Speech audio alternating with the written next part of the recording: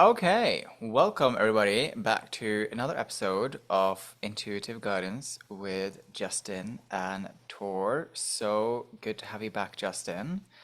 Such pleasure. Um, in this moment, Justin and I are going to pull some beautiful tarot cards on this unique astrological moment that we are finding us in. Because, gosh, there's lots of things happening in the skies amongst the celestial bodies. And one of the things that's happening is that obviously Mercury is in retrograde, and also we are stepping into the new moon with Pisces, and we're also stepping into a new astrological year with Aries. Anything else astrologically that you're aware of, Justin, that's happening in this moment? There are some things, but Yeah. astrology is my number one. I know that there's been some other planetary shifts, things that have been Mm, a long time that are now an era of sorts that's ending. mm, One beautiful thing to share that's adjacent to this, but is interesting, is Kabbalistically the new year of that starts with Aries and does line up with astrology is also an opportunity for new and fresh starts. So it's a huge mm, opportunity to embrace what we might call miracles. And a miracle is just something that we can't explain how or why it happened, but mm. it did, right? And we And need a miracle. we too. But for everybody that's listening, Tor and I were just talking very personally before this, and there's some things in our lives that, yeah, could use a little miracle right now. And Could this is use the some time miracles. to embrace that and to have a fresh start and a fresh slate. That the things that happened before, even yesterday, they Mm, don't have to influence today. So, mm. Have you had, I'm totally going in a different direction right now for a moment. Have you had a numerology reading before? not a reading. I'm familiar with what like my life path number is and things I'm going to like put you in that. touch with somebody who's giving numerology readings right now as a trial, and she did it for me, and it was great. Oh, what did it reveal Really? for you? Like, tell me what, like, in Well, what areas or whatever. How does it work? yeah, I mean, so my life path number, to no surprise, is number one, right? Right. Which correlates with, and I didn't think of this, but of course it does. It correlates with tarot cards. Obviously, my card is the Magician and the Wheel of Fortune. I'll take Mhm. it. Yes. And my life path number is number one. I think my destiny number is number nine. And it's just really interesting, the sort of, because it's a bit like astrology, right? Which is what it made me think of, in the sense of that, obviously, your zodiac and your natal charts can give you a pretty interesting breakdown of your personality and your path and the kind of opportunities and challenges that might be on offer. And numerology can do the same in a similar way, obviously differently, but yeah, really fascinating. And I felt like I really got some interesting insights about myself and where I'm heading and what I'm doing. So yeah, I think numerology has the potential to be quite interesting. Yeah. No, Yeah. that's wonderful. That's wonderful. I like the correlation too with the major arcana of the Yeah. tarot. So the life path four, so that would be the emperor, right? And it makes a lot of sense when I can look back, especially at my life and go, wow, you needed to take control and order of these things, not let it Mm, just be guided by somebody else or a system mm, or whatever. yeah, exactly. And I think the magician fits me really well, you know. Somebody called me a wizard yesterday. I don't really align with those kind of words, but if somebody wants to call me their wizard, I'm like, go for it. It's fine. I can be Now, a the wizard. magician is ruled by Mercury, and with that retrograde, does that have any impact on you, Oh, Mr. Magician? that's interesting. It might do, and Mercury is also, my Mercury is also in Virgo. Mm. So maybe there is a correlation there. Oh, I learned something really interesting this week about the tarot, and you probably already knew this, but it's basically in this book, right? In the book to this one, To your deck. to my deck, it talks about how the different suits doesn't only correlate to an element, but it also correlates to a direction, north, east, south, and west. Mm-hmm. I didn't know this about the tarot. I think that's so Fascinating. interesting. Yeah, and there's a whole thing, and I Googled it and I really looked into it quite deeply, but my memory is awful, so I won't be able to like talk about it. But obviously the one's suit, because it's fire and I'm a Leo, that's obviously sort of stuck into my brain. So ones are south, and south is like new beginnings and forward. So it also correlates with, it also then connects with the four different seasons. Mm. It's fascinating. I'll send you a snippet of what I found. It was so cool. If you didn't, did you know this already? If I did, it was in the back of my mind. It certainly wasn't at the forefront, so this is cool. Yeah. Yeah, it's really, really cool because it sort of adds another interesting layer to the tarot. Also, for everybody who's also listening to us ramble on about this. Yeah, it's a really, really interesting layer of the tarot that it also has these directions because I think it was, because obviously it's like summer, winter, autumn, and Spring. Yeah. spring. And yeah, it talks about what that means in terms of the different suits and everything. Yeah, it's fascinating. It's really cool. Do you know if like north and south, for example, align with like the nodes, which would be astrology for, and I'm sure everyone listening is familiar. But you know how your south node is a really important Yeah, place yeah. with your north. I wonder if they dovetail with that. Could do. I don't know. I have Yeah. no idea. But yeah, that was an interesting little sort of interesting addition to the kinds of layers that exist within the tarot, which also exists in the astrology, and it exists also in numerology, right? This, when you start peeling the layers back, it's a really, really fascinating thing. Because I saw this wheel the other day where the different suits were also correlating with different star signs. It was a whole thing. Really, really fascinating stuff. So what we're going to do is we're going to pull two cards each on how can we collectively navigate, but it's not only about navigating. I think it's about how can we tap into the energy that's being generated in this moment. Because I think there's something about like how can we make use of the Yes. energy that's being tapped in? Like how can we channel that? How can we download it and then bring it into the physical realm? Like what can we do with this energy to create those miracles that Justin was talking about earlier? And how can, like, what does the tarot and obviously the guides through the tarot encourage us to do in this moment to achieve precisely that? Yeah, to embrace, that was a word that came to mind when you were talking, to Yeah. embrace the tools that are here and to utilize them. Because as Tor and I have talked about, and it's important for anybody to remember all the time, a tarot reading, an astrology reading, a numerology reading, none of them matter if you don't utilize it and implement it in your Mm. life. Otherwise, it's just information. It's like a party Mm. trick almost, which it's absolutely not. It's Which it here is to absolutely not. It's serious stuff. it is, and it's here for you to tap into and embrace and utilize to put into action. And, Yeah. in regard to miracles, I just want to say before we pull our cards, the miracle is here. It's up to us to uncover them. And it's also Mm. us to cover them up. Mm. That's again part of the utilization of the tools we're talking about and the newness of this moment. It's like it's here for us, but we have to grab it. We have to put it into action in our life. Yeah, precisely. So just to recap before we pull cards, this is the new moon in Pisces. It's also a new astrological year, Mercury retrograde, and all the other astrological stuff that's happening right now. And we're pulling some cards on that. All right. Do you want to pull two cards for yourself, Justin?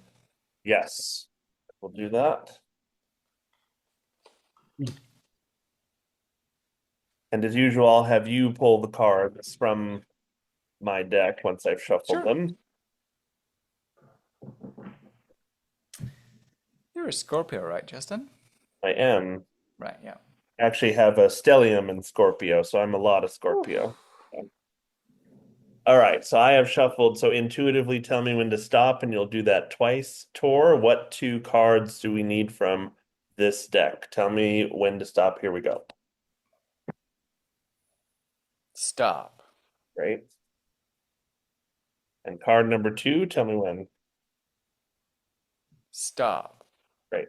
And that one stuck to my fingers. And when that happens, it's always like even more important somehow. It's like sticky almost. So that will be interesting.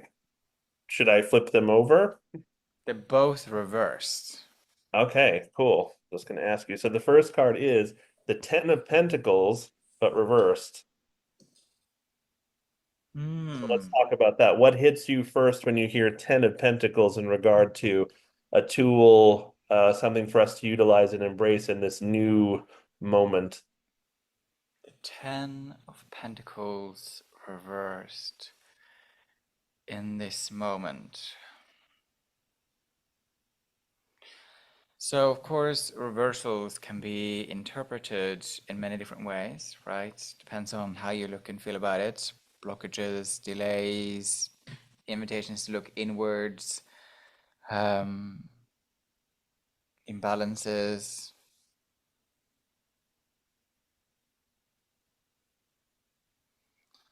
It's interesting. Like, I mean, this is going to sound a bit woo-woo, but I just closed my eyes for a moment when we were sort of talking about that Ten of Pentacles reverse, and I did see a winged horse. Hmm. And what do I feel this winged horse, which is of course a mythological creature, right? Because unfortunately we don't have winged horses in our physical realm, at least to our knowledge. Do you know any winged horses, Justin? I don't. I've yet to meet one. Really boring. I would love to see a winged horse in real life. I mean, I think, of course, coins is earth, is practical, it's being reversals. And so, I mean, it's almost as I'm just talking out loud right now, I think this moment, there's something about.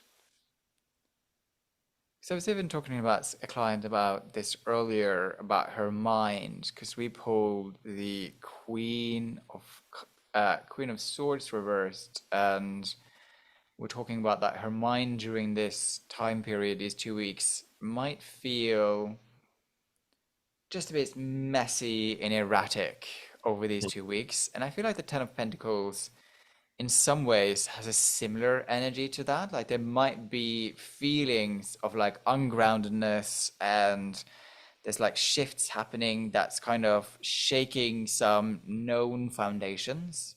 Hmm. And I think then perhaps there's something about being aware of that this is happening, and then how are you going to respond to these shake-up of foundations? Hmm. And Yeah. maybe even like there's some ideas that you were super excited by, but as we are stepping into this energy of Pisces, a new beginning of Aries, you're like, oh, that's not exciting any longer. And I think that if there's like ideas, projects, people, spaces, and places that has really been leading you to feel excited in the past, you might experience that in this moment that doesn't excite you any longer because it's a beginning and an end, right? And so it's like allowing those things to end that's sort of built that kinds of excitement in the past, basically. Yeah. What do you Yeah, think? so it's a thing that may no longer serve you, and it's about honoring the fact that it did, Yeah. but to continue on with it wouldn't be for your best. The thing that came immediately to mind when the card was pulled for me was, what is it that you really value? and Yeah. and really looking at that both for your physical self but also those things that are in your physical world, in Yeah. terms of money, for example, where are you putting it, and who are you giving it to and what are you giving it to, and Mm. how are you holding on perhaps really tightly with it and being so disciplined that you're not giving in a way that maybe you need to, and maybe opening Mm. up a little more. Because like you said, the 10 is a completion that leads to a new beginning, and it's not a surprise that we got a 10 on the forefront of this new plateau that's ahead of us at this time. We have another 10 too. I'm going to pull this other 10 because I think it's interesting that the first card that both of us pulled was a 10 reversed. Oh, what did you get? Yeah. So I got the 10 of wands Mhm. reversed, which Yeah. again is about releasing and letting go, which is a bit of a spiritually trite thing to say, I realize, but that's also the card that showed up. Yeah. you Yeah, know? And I don't think so, trying about it at all, right? It can be overused. You're right. The phrase "just release, just let go," and it sounds so simple and airy, and yet it's not at all. yeah, and so, but I feel like it's almost like this moment will create some forced beginning and endings. And Yes, sometimes that forced beginning and ending can feel a bit uncomfortable, right? for sure. And because it's like spirit just goes, and I'm going to push you in front of the bus and see what happens. Sort of. Yeah. No, I Sort of. totally get it. Yeah. And it's also important as humans because we all have a tendency, and it's our brain trying to keep us safe, really, which isn't a Mm. bad thing, but to stay in what we would call our comfort zone. And I was just reminded from one of the rabbis I learned from that our comfort zone isn't necessarily Netflix and eating ice cream, right? That's we associate it always with stuff like fluff, and or often we do. But really, your comfort zone can be I'm just going to work myself till I'm you know exhausted and pass out, Yeah. right? And it's comfortable doing that because then I don't have to open my heart. I don't have to work on some of the things that are nagging at me to be looked at. It's whatever it is. Mm. That is an example. And so, yeah, I think both those tens reversed are an opportunity to say, I know this was comfortable for now, up until now, but it no longer serves. So Mm. that shakiness of what might feel like insecurity is actually leading us towards something really beautiful. And I'll use the word again, maybe miraculous. And it's so funny that you used the word comfort zone because that is precisely the word I used on a client earlier. Because I did a Mm, similar reading for her, and I pulled the four of coins for her, sure. and I did get this feeling of comfort zone basically, and it's about like this time period is about stepping outside of the comfort zone. It is. And I mean, this is a clear example of somebody who's working themselves to the ground and using that as an excuse not to move forward, right? And yeah, and this is like you have to release that burden in wherever you are using that burden as an excuse to not do those things that you spoke about, which is opening the heart, embracing a new beginning, and so on and so forth, right? It's like you're digging yourself downwards rather than forwards. Right. And so if the Ten of Pentacles reversed is an opportunity to say, what is it that you really value? The Ten of Wands reversed is who are you doing this for? Mm. And what are these wands that you're carrying? Are they actually yours or are they somebody else's that you've just taken something on? Yeah, and I said something to a client recently, which is I was talking about somebody else, and I was like, who is this person trying to impress? Hmm. Who are they impressing? And why are they killing themselves Right. over, and when I say killing themselves, I mean working really hard to try and impress somebody, right? Um, Fascinating. Yeah. Intention is a part of all of this too, right? Yeah, There's I'd say nothing so. wrong with like dressing really well and working out fiendishly to improve yourself. But again, it's all about who are you doing it for and what is it that do you want a response from that for the ego, or is that something that's actually, building you up as a person? Hmm. What's your second card? Second card is we just talked about it. The Four of Pentacles. That's hilarious. Can't make this up, people. The Four of Pentacles energy is clearly very important in this moment. And of course, the Four of Pentacles, I mean, it is so much about comfort zone, right? Yeah, insecurity. Security, comfort. I mean, you could look at it as, and you used the word earlier, connecting it with the Ten of Coins, right? It's like values. What are you valuing? And wow, I think that this moment that we're in is a real shake up. I also like in my astrological start chart, I don't know what it means, but I have this square with Pluto and my moon, and there's Mhm. something about Libra and Scorpio. What is your moon sign? Oh, Aquarius. Okay. Because Pluto is the home planet of Scorpio, but it has something But to do with it's one of the rulers of Scorpio, yes. yeah, it also has something to do anyway. And this is all about what we were just talking about, and what I'm happening astrological is exactly what the app told me today, basically. Oh, How do you look at the Four of Coins reversed? Yeah, I think it's like you've reached a certain place. Fours are always to me like I look at them almost like a precipice. It's like you've climbed a certain part of the mountain and you're able to see more than you could before as an ace or a two, right? But Mm, you're not even really at the midpoint. But it's that opportunity to look out and say it is an opportunity to break free of a comfort zone. It's like I could stay here and there would be a certain sense of fulfillment, but it's not quite truly fulfilling, right? I need mm, to keep going, even though this feels good at the moment. And there's nothing mm, wrong saying I've reached this moment and embracing that and having a certain confidence in that. But also be brave enough to go forward, brave enough to go to that 10. It's also mm. interesting to me, and I don't normally look at it this way, but there's one person in this card, there's a whole group of people in this one. And so perhaps it's also an opportunity for all of us to expand and realize we're not in this just for ourselves, whether the this is life in general or, a specific part of life. Maybe it's our work, which would dovetail with the Ten of Wands reversed, for example. Who is Mm. the harvest for, that we've gathered all these wands, etc. So I think it's the Four of Pentacles is a beautiful opportunity to turn around. He's got this amazing city behind them.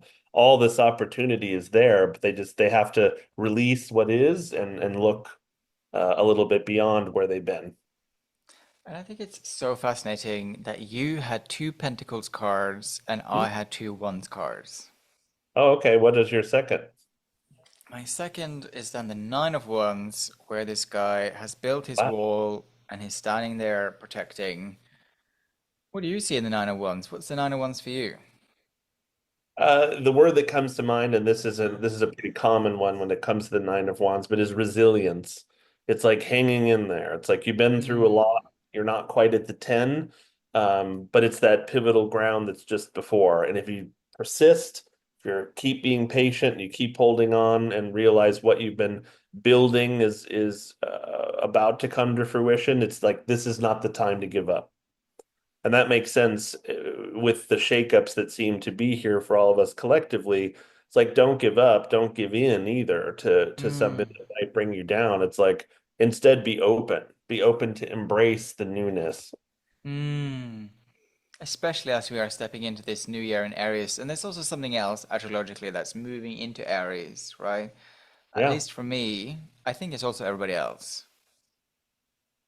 I think. I think something is It moving is into everybody Aries. else. It's a collective, right? And so Yeah, yeah, that yeah. surprised me then that you got two wands because wands are fire and Fire. Aries is fire and Mars and that passion that Mm, drive, make the jump, then ask yourself if you should have, right? mm, mm. So if we like bring all of this back, um, what is like the from everything that we have spoken about, what is the succinct message for this start in Pisces, Yeah. which of course is all about emotional vulnerability, dreaming, intuition, allowing, Spirituality. yeah, and then we're stepping into that, also stepping into that fire energy of Aries at the same time. And I suppose looking at these four cards, it's almost like don't be too shy about your dreams and don't be afraid of how they push you outside of your comfort zone. And yes, there's going to be some rough patches, but like don't don't give up and that fire energy of Aries will see you through basically. Yes, let it propel you. Let it And propel you, yeah. and be open to like shifting from I thought I was building toward this, but it's actually this.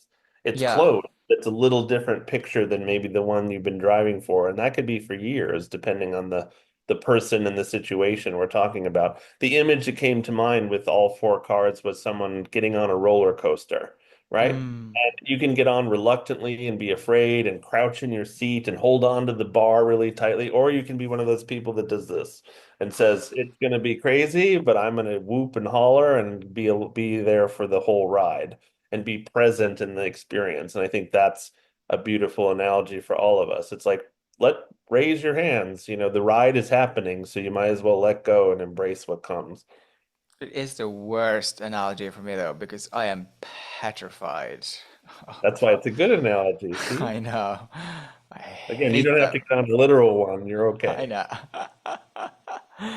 That's so funny. Yeah, because oh my God, I get petrified when I'm on those things. I'm like, everything's like tensing, and I'm like, this is not safe. Somebody just screwed this together. Like my whole brain just goes into like, but it's so true. But that has to do with those pentacles, we could say, not literally for you don't ever need to ride a roller coaster, the universe doesn't care. But for all of us from a practical physical standpoint, it's like you are safe. Yes, someone screwed this together, but it's given thousands of rides before and it will give thousands of rides after, right? Yeah, that is very, very, very apt. I had something in my mind which I was listening so intently to what you were saying that it completely plunked out of my brain that I was going to say. Obviously, it's not that important, but it was like a sort of add-on to what you were saying. Anyway, that is. Oh no, now it's now I remember. I suppose also it's like because this episode will probably come out like on Monday or Tuesday next week, depending on my efficiency. And that will be just as Mercury retrograde also comes to an end. So recently, you might have felt yourself in a time period very reflective, just reviewing, maybe beginning to create some changes. But as this episode also comes in, which dovetails really nicely with this Pisces new moon and Aries, is that everything that you've been like planning during the Mercury retrograde time period will then get into grift, right? And get into energy, which fits very well with that Aries kind of energy, you know? I think that's a really interesting thing. Yeah. And if, Mercury is related to, let's say, wind or air, then, air and fire are a beautiful match. It expands Mm, fire, it moves it, right? So mm, it's about letting that fire expand and not about burning other people, of course, along the way. But at the same time, we could argue if it's passion we're talking about or creativity or spirituality, it might burn some people. That's not the intent, but we have to keep blazing forward. mm. Really powerful energy in this moment. What are you making it a bit personal? You know, we've spoken about it in abstract terms. What are you going to action as a part of this moment that you're in?